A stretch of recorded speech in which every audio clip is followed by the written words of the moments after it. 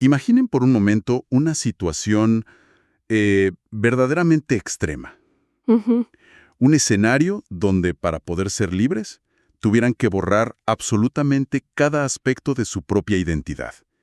Y no, o sea, no me refiero a algo superficial como mudarse de ciudad o, no sé, cambiar de número telefónico. Claro, algo sencillo. Exacto. Hablo de erradicar un nombre, cambiar el color natural del cabello, ocultar el color de los ojos de forma súper dolorosa, e incluso llegar al punto inimaginable de, bueno, de quemar con ácido corrosivo las propias huellas dactilares. Uf, es un nivel de aniquilación personal que, francamente, desafía nuestro instinto más básico. Destruir la arquitectura completa de lo que hace a un ser humano, reconocible, tanto ante sí mismo como ante el mundo. Totalmente. Y la pregunta que queda flotando en el aire para quienes nos escuchan es, ¿vale la pena una libertad que exige la destrucción total del ser? Ese es el aterrador dilema en el centro de un documento narrativo fascinante que vamos a explorar hoy. Sí. Se titula Retorno a la Carimba. Y a ver, la misión de nuestro análisis a fondo de hoy es diseccionarlo, porque no es solo una historia. Es un estudio psicológico, digamos, exhaustivo, sobre el trauma, la identidad y el precio real de la libertad. Y para descifrar cómo esta supervivencia extrema puede llevar al ser humano a destruirse a sí mismo para intentar salvarse, tenemos que establecer el contexto inicial. Claro. El punto de partida nos sitúa en un entorno médico, súper aséptico, la habitación de un sanatorio. Ujú. Allí encontramos a los protagonistas, el doctor Paulo Balmar y a una paciente que está internada bajo el nombre temporal de Luisa. Es un caso clínico de amnesia profunda, o sea, una mujer que lleva 2 años siendo literalmente una hoja en blanco. Bueno, pero no es una hoja en blanco a nivel físico, ¿verdad? Exacto, no lo es. Porque Luisa carga con una marca aterradora en su hombro derecho. En su ficha médica, Paulo la describe clínicamente como una lesión queloide. Y, detengámonos en ese término médico por un segundo. Sí, es importante. Un queloide no es solo una cicatriz normal, no. Es cuando el cuerpo produce un exceso de tejido cicatricial. Es una herida que se niega a quedar plana, que sigue creciendo como si la biología misma estuviera gritando. Es una metáfora física perfecta. Ujú. Exacto, de algo que simplemente no se puede ignorar. Totalmente. Y esa hiperactividad en la piel esconde el verdadero origen de la herida, hasta que llegamos al momento del despertar. Paulo, como doctor, intenta terapias alternativas, descarta los medicamentos y le acerca a Luisa un cuenco con agua de mar. ¡Wow! ¿Agua de mar? Sí, y el impacto es instantáneo. A nivel neurológico, el bulbo olfatorio tiene una conexión directa con la amígdala. El olor a salitre, ese aroma orgánico del océano, sobrepasa cualquier bloqueo mental que ella tuviera. Rompe el dique de contención por completo. Al oler la sal, Luisa recupera la voz y la memoria, y revela que su verdadero nombre es Ignacia. Ajá. Y esa lesión queloide, bueno, confiesa que es una carimba. Para quienes no conozcan el término, es una marca hecha con hierro candente. Tenía forma de corazón rodeado de alambre de púas. Es fuertísimo. Es brutal. El fello de que ella fue una esclava comprada por un hacendado y que es sobreviviente del naufragio de un barco negrero, que irónicamente se llamaba La Providencia. Ok, analicemos esto, porque aquí viene la primera gran transición narrativa. Claro, la fuga y la transformación. Porque recordar el pasado es solo el primer paso. El verdadero terror comienza cuando el pasado te encuentra. Ujú. La llegada al sanatorio de un pasquín, un aviso de recompensa amarillento por la esclava fugitiva Ignacia, obliga a Paulo y a Ignacia a huir a las montañas en medio de la noche. Sí, y obviamente cuentan con ayuda. El director del sanatorio, el doctor Mendoza, interviene y los contacta con un falsificador, un tal Don Elías. Elías, sí. Este tipo es quien crea el documento para la nueva identidad. Así nace legalmente Isabel Balmar. Incluso, fíjate en este detalle, se casan en la montaña con un cura ciego para legalizar el papel. El detalle del cura ciego es una locura. Es muy poético. Es profundamente simbólico. O sea, la nueva vida se consagra ante alguien que literalmente no puede ver la verdad. Exacto. Y de ahí se mudan a una gran ciudad fronteriza y luego a un pueblo llamado Valle Sereno. Pero, y aquí entramos en lo macabro, Las transformaciones físicas que tiene que hacer son extremas. Sí, son dolorosísimas. O sea, Ignacia tiñe su cabello castaño de un negro azabache y luego usa unos lentes de contacto de vidrio, color marrón súper rudimentarios y dolorosos, solo para ocultar sus inconfundibles ojos claros. Lo fascinante aquí es cómo Ignacia no solo está escapando de un amo, sino que está internalizando la opresión por completo, ¿no? O sea, al erradicar su propia anatomía. Sí, totalmente. Y el golpe de gracia lo da el propio Paulo, porque remueve quirúrgicamente la carimba de su hombro, dejando solo una cicatriz lineal y súper limpia. Y a ver, yo lo veo como... Imagínate un arquitecto restaurador frente a un edificio histórico que sufrió un incendio. Ajá. En lugar de salvar el edificio, de entender las ruinas, prefiere meter dinamita, demolerlo todo y construir una casa súper moderna encima. Pretendiendo que las ruinas no están bajo el suelo, ¿verdad? Claro, es una negación total. Paulo no ama a la realidad compleja de Ignacia, ama la hoja en blanco que es Isabel. Es una analogía perfecta. Y eso nos lleva al punto de quiebre de esta historia. Supervivencia versus moralidad. Porque la ilusión de seguridad de Isabel se desmorona cuando su propio cuerpo y el pasado demuestran ser, imposibles de borrar. Sí, porque en Valle Sereno, el pánico es tan grande que lleva a Isabel a usar ácido corrosivo. Se quema sus propias huellas dactilares para evitar a la naciente ciencia de la dactiloscopía. Imagínate el dolor. La ciencia es el factor humano.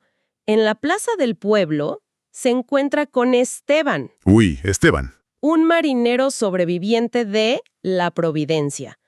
Él no reconoce su rostro por todo este disfraz quirúrgico y estético, pero sí reconoce su voz. Y ahí empieza el chantaje. Exacto. Entonces, para proteger su secreto y también proteger a Paulo, Isabel engaña a Esteban, lo cita y envenena su vino dulce con digitalina. Que es un extracto letal que roba del gabinete médico de Paulo. Sí, le provoca un fallo cardíaco que, a los ojos de todos, pasa por una muerte natural, un infarto. Pero Paulo, con su mente superclínica y ética, deduce el asesinato casi de inmediato.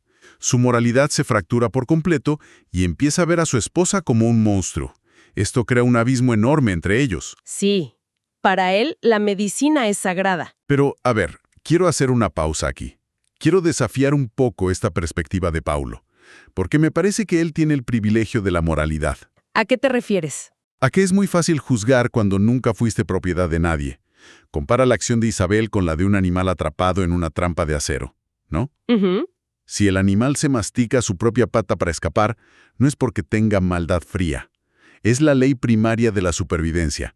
No tuvo otra opción real. Es un argumento muy válido. Si conectamos esto con el panorama general, vemos cómo el trauma divide a las personas irremediablemente. Paulo busca la pureza de la medicina para salvar vidas, pero Isabel se ve forzada a usar ese mismo conocimiento para aniquilar una amenaza directa. Exactamente. Es en el hospital y, comienza un amorío con Elena, una mujer que representa una pureza y una ignorancia que a él le resultan un alivio, ¿verdad? No tiene que lidiar con la oscuridad de ella. Claro, Elena no tiene un pasado traumático. Y mientras Pablo se aleja, ocurre un renacimiento físico en Isabel que es alucinante. Se quita los dolorosos lentes de vidrio, por fin deja ver sus verdaderos ojos claros y vuelve a su cabello castaño. Y el detalle más impactante que a mí me dejó sin palabras es la regeneración celular. Sí, es increíble. Las huellas dactilares que se había quemado con ácido vuelven a crecer. La naturaleza simplemente reclama su lugar. Todo esto explota en el enfrentamiento final cuando ella ve a Paulo y a Elena en un hotel de la ciudad. Ahí Paulo decide mudarse definitivamente. La deja en Valle Sereno, en esta inmensa jaula de oro, con una asignación mensual de dinero. Pensando que así cumple su deber, ¿no? Exacto, alegando que así la protege. Pero el silencio y la indiferencia de Paulo actúan como un nuevo látigo. Al no querer ver la cicatriz, al ni siquiera querer tocar su hombro, la despoja de su humanidad tanto como lo hacía el capataz de la plantación. Es brutal. Y aquí es donde se pone realmente interesante, porque la protagonista se da cuenta, de golpe, de que la libertad fingida es mucho más asfixiante que la esclavitud real. Sí, totalmente. Ese aislamiento la lleva a una conclusión devastadora en la siguiente parte de la historia: el despojo y la entrega. Porque si el mundo y en especial la persona por la que hizo todo esto, no puede aceptar su verdad, ella se va a despojar del mundo. Es que imagínate estar en esa casa vacía. En su soledad, la invaden los flashes de la caña de azúcar, el sonido del látigo, el castigo de ser atada a un poste mientras sube la marea.